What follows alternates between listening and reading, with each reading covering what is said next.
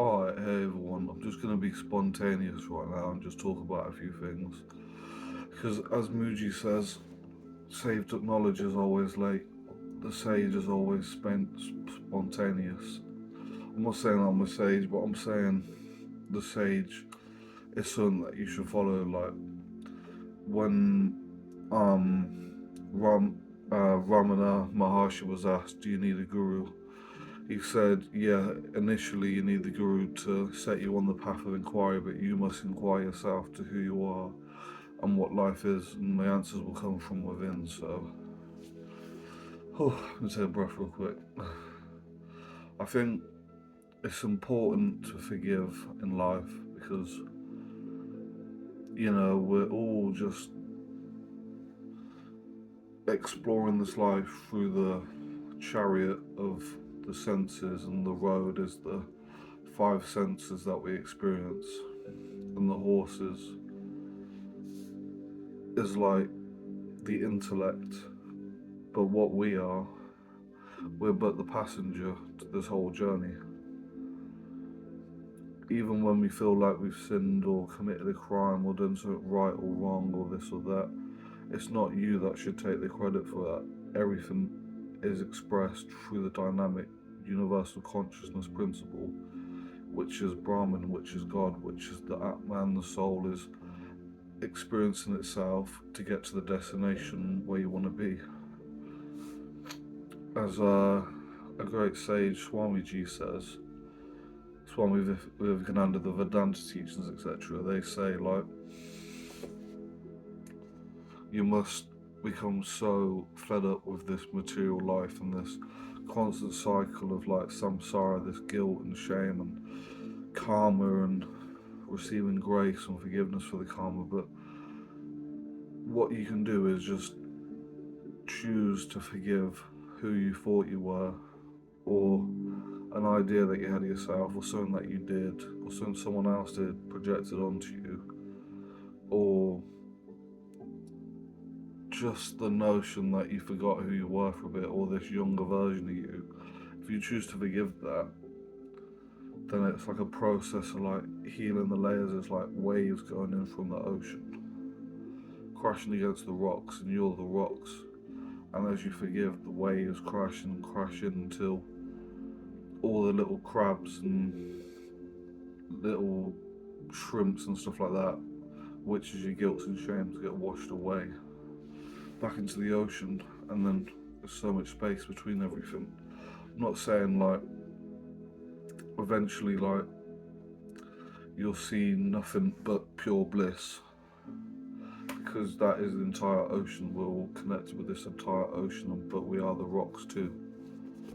We are the shore, we're the ocean, everything combined together, and that's that universal principle, that consciousness that we observe. We are beyond even that. We're just the essence of spirit inside, around, without, beyond, but observing everything. So you don't have to be anything, you don't have to do anything. We're so conditioned to think you got to achieve this, you got to achieve that, you got to go to university, you got to get a job, you got to be famous, you got to be rich, and then you've won in life. But what I'm saying is, you are already enough as you are. Like, if you're going to experience all of those things, surrender to God and realize if you're meant to experience that, you will experience it. Because everything and everything will happen no matter if we worry about it or not. Because even the worries are observed. The worries are just, self-imposed conditioning, our nurture nature. But beyond all that is our true self.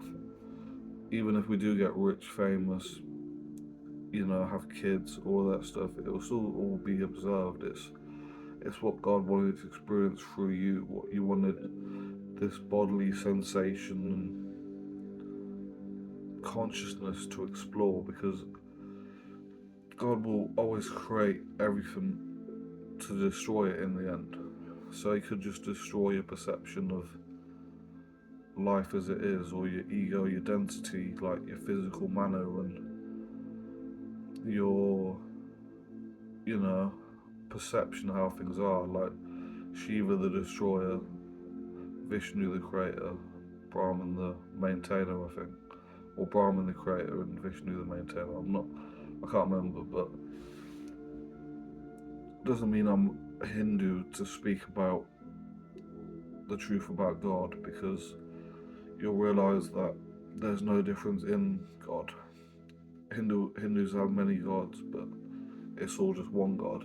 And Krishna is that, Jesus is that, Buddha even is that, we are that, etc. Because it's beyond everything. Everyone and everything is the same one in spirit observing, but we all got different chariots to take us to our destination. But the one that rides and owns the chariot is God. It's all owned by God.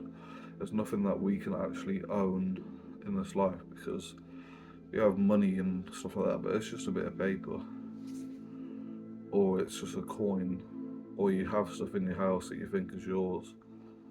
It's there for a time, but even when you die, like, it will then be inherited by your children, and then they'll feel like they own it, but it's never yours forever. But what is forever is the limitless, infinite awareness, bliss, the nirvana, the enlightenment that is truth in everyone. The enlightenment and the truth and the bliss in everyone is the only thing that's real. That's what Buddha awakened to see, and what Jesus taught and took it to a whole nother level by ascending and seeing himself. But Buddha realized this and was able to let go of the sensual pleasures of like lust and desire and stuff. Like, you can still love and like love the way your wife looks, and you still like essentially love that, but you don't need to own that. Like, I have to have that straight away sort of thing. You can love instead of lust. As I said, it's all awareness, and it's all like the waves coming against the rocks, which you are. The waves flowing through you with forgiveness, forgiven of what you used to perceive, forgiven of how you used to see things to be. So remember, self-inquire as much as you can. Ramana Maharshi always used to say, ask the question to yourself, who am I? Who am I? Who am I? Until you get that awareness, and the answer comes forward from your inner being, because you'll realize that I am is the only true answer for now.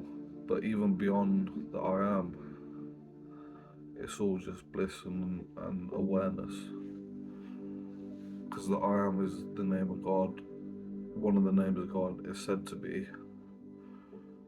And you have to understand that it's just that simple I'm alive principle, but it's just I am, because even if you say I am alive, I am dead, it's all temporary, because all you can really experience is experience. Even beyond life, when you leave your body, or you go somewhere else like heaven or somewhere, it's still an experience. It's still I am. You're still your true natural state. It's always observed. It's always created and destroyed and maintained by God. That's why, like, a lot of Hindu teachings about the gods and that are very important. Even if you're Christian or Buddhist, like, just to take note of this, how God works. It doesn't literally, in my opinion, it doesn't literally mean like three individual people, but they're the same and one being. But also they are the three individuals that they are, like the Trinity, God, Father, Son, Holy Spirit, etc. So everywhere you go, there's always a trinity of godness. Like, as I said, you got the world, you got yourself, you got God. And if you forgive those three things, forgive yourself for how you thought you are or perceive, or what you feel like you've done or not done, or something like that.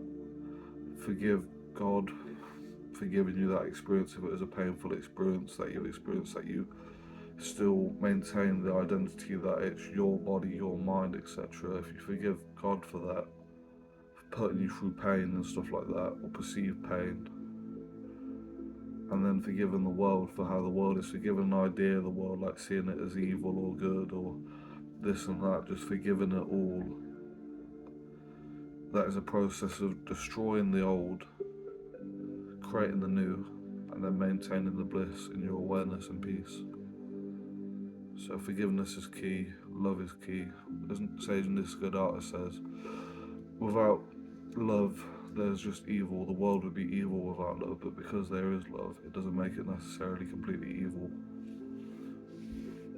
But forgive what you used to see yourself as, forgive God for what He made you experience, forgive the world for what the world is. And that's how you stay in your awareness and your peace, so that you can bring bliss and love and light to all beings. You have to be tired of the constant cycles of like regret and shame and guilt and all that and karma, and you must go beyond. You must forgive yourself, forgive God, and forgive the world, and you'll see that you can go beyond in every way. That's why it's good to meditate and just be in silence of the mind, because all things that are created in this world, or not even the world itself, is just mind. It's just a projection of your own thoughts and projections, etc., like characteristics, personification, identification, etc.